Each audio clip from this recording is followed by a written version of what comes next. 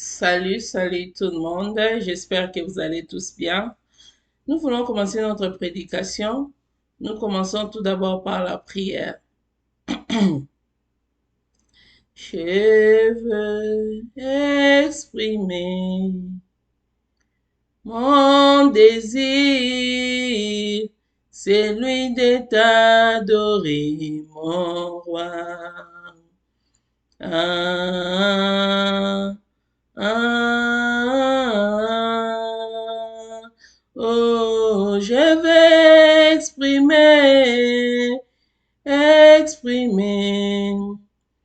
mon désir, celui de t'adorer, mon roi. Ah, oh, oh, tu ne m'as pas oublié, tu m'aimes encore, tu ne m'as pas délaissé, tu m'aimes encore. Tendre Père, je te dis merci, je te loue, je t'adore, je te rends grâce pour ces moments précieux. Merci pour cette faveur imméritée, Père éternel. Yahweh, j'abandonne ces moments entre tes saintes mains. Me voici auprès de ton peuple, Yahweh. Yahweh, que je sois effacé et que toi seul règnes, Yahweh. Yahweh, édifie ton peuple, Père éternel. Tout ce qui sortira de ma bouche, que cela vienne de toi, Père éternel. Oh, sans toi, je ne peux rien faire, Yahweh. Je t'implore, Yahweh Seigneur, prends contrôle de tout. Au nom de Jésus, tout esprit de distraction, je les rends captifs au nom de Jésus-Christ. Dans le nom de Jésus-Christ de Nazareth, j'ai ainsi prié. Amen. Bien-aimés, notre thème d'aujourd'hui, c'est qu'est-ce que tu as? Plutôt, tu as quelque chose. Notre thème d'aujourd'hui, c'est tu as quelque chose. Nous allons lire Nous allons lire Exode 4, 2 à 4. Là, l'Éternel s'adressa à Moïse. Nous allons lire, je lis au nom de Jésus-Christ. L'Éternel lui dit, qu'y a-t-il dans ta main? Il répondit, une verge. Une verge. L'Éternel dit, jette-la par terre. Il la jeta par terre et elle devint un serpent. Moïse fouillait devant lui. L'Éternel dit à Moïse, étends ta main et saisis-le par la queue. Il étendit la main et il le saisit et le serpent redevint une verge dans sa main. Amen. Si c'était pas Christ, si c'était pas Dieu qui était en train de faire cela, de commander Moïse, tout ça pour faire cela, on allait dire c'est la sorcellerie, c'est la sorcellerie. Mais pour dire que tout ce que le diable fait, il copie ça de l'Éternel. Le diable n'a rien créé. Tout ce qu'il fait, il a copié. Il a tout copié. Mais ce qui est bien, l'Éternel le fait pour le bien, alors que le diable fait ça pour détruire les enfants de Dieu. Ça, c'était juste une parenthèse. Bien aimé, Moïse avait quelque chose. L'Éternel l'a recommandé de, comment dirais-je, de libérer les enfants d'Israël. Alors Moïse, on lui pose la question, qu'est-ce que tu as? Moïse, pour lui, il n'avait rien. Il ne savait pas quoi faire devant la situation, devant cette eau. Il ne savait pas faire devant le pharaon. Moïse ne savait pas quoi faire. Mais Dieu l'Éternel lui pose la question, qu'est-ce que tu as? L'Éternel, Moïse avait une verge. C'est le cas de la plupart d'entre nous aujourd'hui. Nous avons quelque chose, mais parfois nous ne savons pas ce que nous en avons. Alors que l'Éternel a créé tout le monde avec quelque chose en particulier, bien-aimé. Nous tous, nous avons quelque chose de spécial. Nous avons quelque chose en particulier et qu'on peut dire que j'ai quelque chose. Ça peut être un talent, bien aimé. Ça peut être un talent, peut-être par exemple, tu joues bien au football. C'est un talent qui peut te donner de l'argent. Il suffit seulement de mettre, de prendre ça en considération. Et ça peut te donner quelque chose. Ça peut être aussi, nous, comme nous sommes créés dans le corps, comme ça, comme nous sommes créés, on a quelque chose en particulier. C'est là qui montre que c'est toi. C'est là qui montre que c'est elle. Mais parfois, nous voyons les femmes sont en train d'envier d'autres personnes. Je ne sais pas pourquoi. L'Éternel nous a créés beaux, nous a créés belles. Mais il y aura d'autres qui veulent changer la couleur de leur peau. Ça, c'est insulter l'Éternel. C'est insulter Dieu. Oui, c'est vrai, tu peux prendre une lotion qui va à ta peau pour sembler belle. Mais ce n'est pas que d'utiliser des produits ou des choses pour changer ta peau. On sait que l'Éternel t'a créé avec une peau noire. Toi, tu commences à mettre des choses pour devenir blanc ou blanche. Ce n'est pas ça. Ce n'est pas ça, bien-aimé. L'Éternel t'a créé avec quelque chose en particulier. L'Éternel t'a créé mince. Tu n'as pas besoin de faire des choses, des complications pour devenir, je sais pas, pour grossir. Tu n'as pas besoin de faire tout cela. Il faut s'aimer, aimer l'amour de soi. On doit s'aimer tel que nous sommes.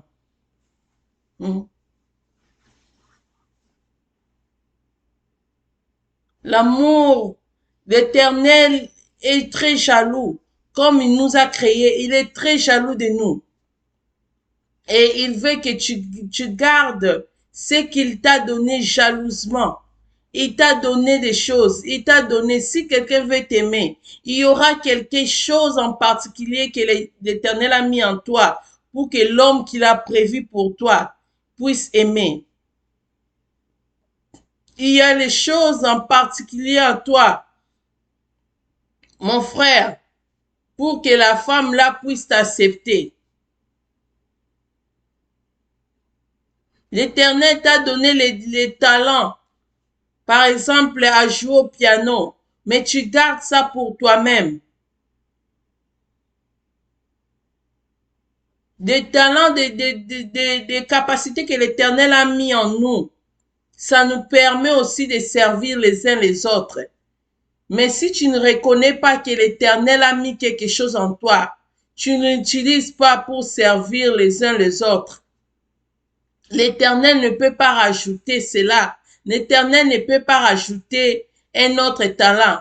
Mais si tu reconnais que l'Éternel a mis quelque chose en toi, l'Éternel a mis les talents en toi et tu l'utilises, l'Éternel est capable de rajouter un autre talent.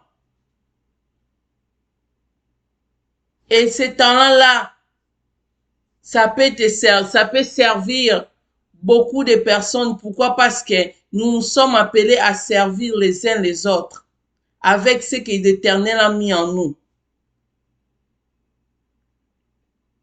Même pour la beauté, l'Éternel est capable, bien aimé. L'Éternel est capable de rajouter, d'ajouter, même quand tu ne dis rien, l'Éternel sait, il sait les désirs que tu as, ce dont tu as besoin. Des désirs que quand tu dis, hey, j'aimerais être comme ça, j'aimerais, l'Éternel sait.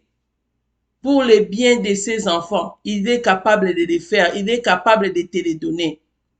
Il suffit seulement que cela ne t'éloigne pas de lui. Parce que il y a d'autres choses l'Éternel refuse à faire pour certains enfants, c'est parce que il sait déjà que celui-ci, si je le fais comme ça, si je lui donne ceci, si je lui donne cela, ça va l'écarter auprès de moi. Je dois le laisser tel qu'il est. Je dois la laisser telle qu'elle est. Sinon, je ne vais pas le perdre. Je ne veux pas qu'il soit loin de moi. Raison pour laquelle il y a certaines choses que d'autres ne reçoivent pas. Mais sinon, rien n'est impossible à l'Éternel. Rien n'est impossible à Dieu. Il n'y a pas quelque chose que l'Éternel est incapable de faire pour nous. Il n'y a rien qui est capable pour que l'Éternel fasse pour nous. Mais pour des talents que l'Éternel a mis en nous, pour que l'Éternel rajoute, cela demande d'utiliser ce que nous avons et ça demande aussi la foi et l'obéissance. Parce qu'il y a certains talents, que l'Éternel a mis en toi et pour qu'on ajoute d'autres talents, ça demande la foi et l'obéissance, bien-aimés. Sinon, vous allez dire que l'Éternel, tu peux voir que c'est comme si tu n'as rien. C'est comme si l'Éternel ne veut pas ajouter des talents en toi. Mais il faut avoir la foi, il faut avoir l'obéissance. Nous allons lire 2 Rois 4, 1 à 7.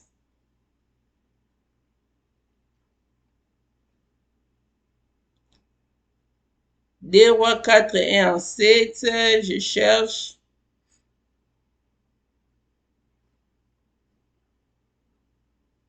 Deux Rois 4, 1 à 7. Je lis au nom de Jésus. Une femme d'entre les femmes des fils des prophètes cria à Élisée en disant, ton serviteur, mon mari, est mort, et tu sais que ton serviteur craignait l'Éternel. Or, le créancier est venu pour prendre mes 2 enfants et en faire ses esclaves. Élisée lui dit, que puis-je faire pour toi? Dis-moi, qu'as-tu à la maison? Elle répondit, ta servante n'a rien du tout à la maison qu'un vase d'huile. Et il dit, va demander, c'est 2 Rois 4 à 7 plutôt, va demander au dehors des vases chez tous les voisins des vases vides et n'en demande pas un petit nombre. Quand tu seras rentré, tu fermeras la porte sur toi et sur tes enfants. Tu verseras dans tous ces vases et tu mettras de côté ceux qui seront pleins. Alors elle les quitta. Elle ferma la porte sur elle et sur ses enfants et lui présentait les vases et elle versait.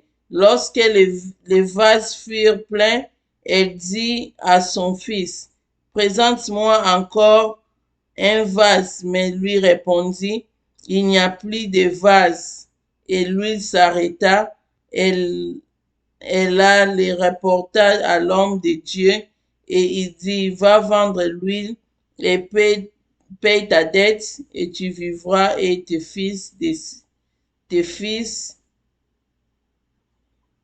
vivras toi et tes fils de ce qui restera. Amen. Nous voyons cette histoire de cette femme veuve qui avait perdu son mari. Le créancier veut prendre ses enfants en otage à cause de la dette. Mais c'est que Élisée a posé, la question qu'Élisée avait posée à la dame, il a dit, qu'est-ce que tu as? Qu'est-ce que tu as? La femme ignorait ce qu'elle a à la maison. J'ai peu d'huile. Mais Élisée a utilisé ce qu'il avait. Cherche-moi des vases. La femme, au lieu de chercher beaucoup de vases, comme il y avait peu de foi, il n'a pas cherché beaucoup de vases.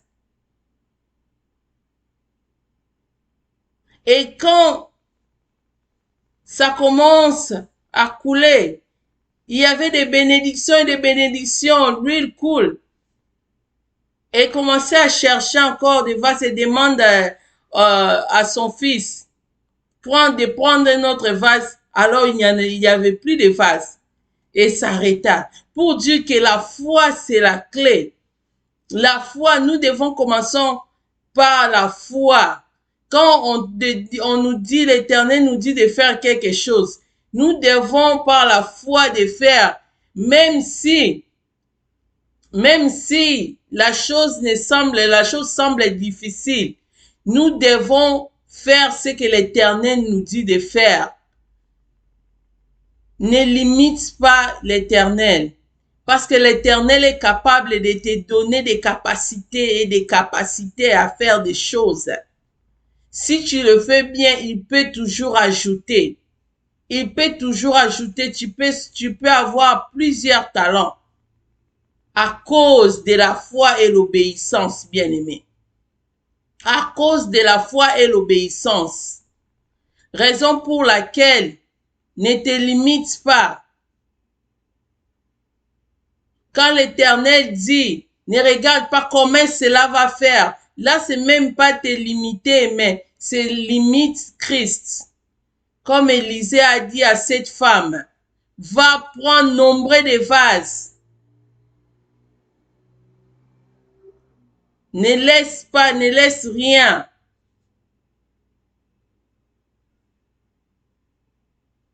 Nous devons croire à l'Éternel, bien-aimé. Nous devons croire que l'Éternel est capable de faire de grandes choses en nous. Nous devons croire que ce que nous avons peut changer la vie d'une personne. Nous devons croire que ce que nous avons en nous peut impacter le monde.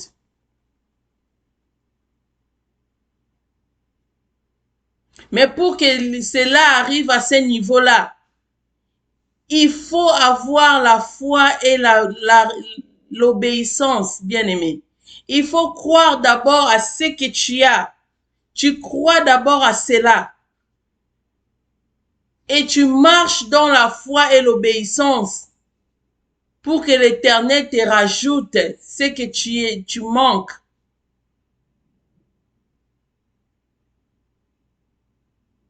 Bien-aimé, aujourd'hui l'Éternel t'appelle. Christ t'appelle à croire en soi, croire en Christ, qu'il est capable de te rajouter ce que tu manques. Crois d'abord que tu as quelque chose. L'Éternel veut que tu crois que j'ai quelque chose. Parce que l'Éternel ne t'a pas créé vide. Même si tu vois quelqu'un avec 2 talents, 3 talents, ne l'envie pas. Tu sais pas où est-ce que, comment il a traversé sa vie.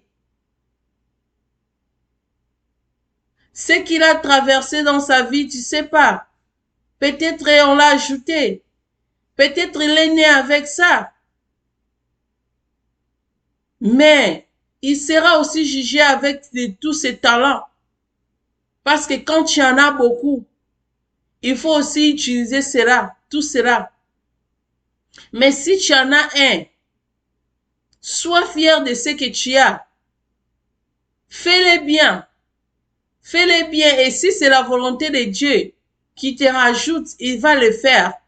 Mais s'il trouve que ce n'est pas utile pour toi, pour ne pas te perdre, parce que l'Éternel sait nos limites, il sait là où on doit s'arrêter, il va te laisser avec ce que tu as. Mais toi, fais-les bien. Avec ce que tu as là, fais-les bien. Fais-les bien. Quand tu ne fais pas quand tu n'utilises pas ce que tu es en train de limiter Christ. Tu es en train d'ignorer tout ce que l'Éternel a fait en toi. L'Éternel t'a donné ses corps. Prends soin d'eux. Prends soin de ça. Prends soin de ça. Sois fier de ça. Sois fier de toi-même. L'Éternel t'a donné les talents. T'a donné les talents, je ne sais pas à quoi faire. Peu importe les talents que tu as. Fais-les bien. Fais-les bien. Prends le temps de faire des pratiques pour t'améliorer. Fais-les bien. Ça fait du bien pour Christ. C'est aussi une manière à servir les autres. Et la gloire revient en Dieu. Et c'est l'Éternel qui va te récompenser. C'est le message qu'on avait pour aujourd'hui, bien-aimé. L'Éternel veut te dire que tu as quelque chose. Tu as quelque chose. Et utilise ce que tu as. Utilise-les, bien-aimé. Utilise-les bien. Utilise-les bien parce que à la fin des comptes, nous tous, nous allons rendre compte de tout ce que nous avons fait ici-bas. Que Dieu nous bénisse. C'était bien votre servante de Dieu, Charlène Mavakala. Je veux clôturer par la prière. Merci Seigneur Jésus-Christ. Merci pour ta parole. Tu es avec nous et tu clôtures avec nous. Que ton nom soit loué. Merci car ces messages vont édifier ton peuple Yahweh. Au nom puissant de Jésus-Christ. Dans le nom puissant de Jésus-Christ de Nazareth. J'ai ainsi prié. Merci Seigneur Jésus-Christ. Amen. Bien-aimé, toi qui me suis, aujourd'hui, tu n'as pas encore reçu Christ dans ta vie. Pose-toi la question. Si Christ rentre aujourd'hui, quel sera ton sort? Où est-ce que tu seras? Où est-ce que tu seras? Parce qu'à l'enfer, ce n'est pas le lieu où Christ a prévu pour toi. L'enfer, ce n'est pas notre endroit. Raison pour laquelle nous devons recevoir Christ comme Seigneur et Sauveur. J'aimerais t'inviter aujourd'hui à recevoir Christ. Tu vas répéter cette prière après moi. Tendre Père, je viens auprès de toi tel que je suis. Pardonne mes péchés. Je n'ai pas marché selon ta volonté. Je viens devant toi et je veux que tu sois mon Seigneur et Sauveur. Je veux te servir tout le reste de ma vie. Au nom de Jésus-Christ, j'ai ainsi prié. Amen. Bien-aimé, si tu n'as pas encore eu une église d'attache, cherche une église auprès de toi et commence à servir Christ. L'Éternel se souviendra de toi. Que Dieu vous bénisse.